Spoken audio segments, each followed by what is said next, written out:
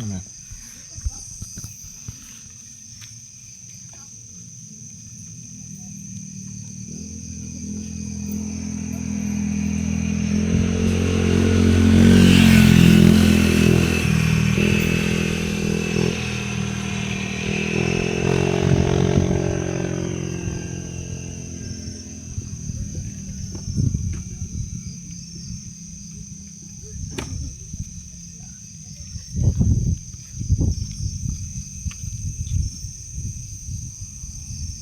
T1, subukan natin dito. Let's start with echo.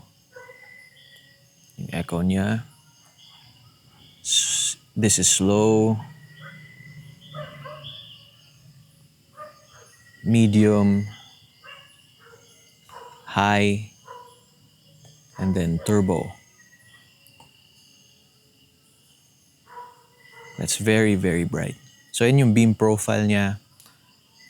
There is almost no hot spot. So the beam is very, very floody. But this is very, very bright, very impressive.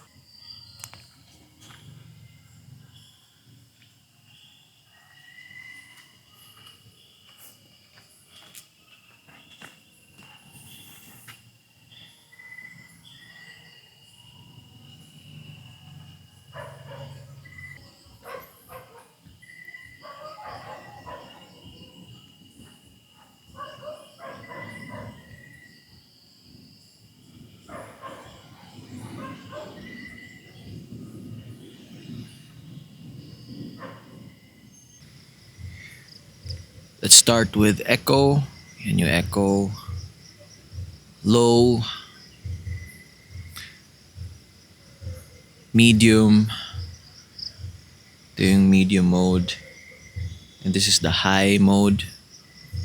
Yan. So maabot na sa target natin yung beam niya at high mode. So yung beam profile niya is medyo floody talaga. And then turbo. Yan. Kitang-kita yung target natin. Hindi nga lang siya focus na beam but it can reach 180 meters, no problem sa long distance throw na test natin.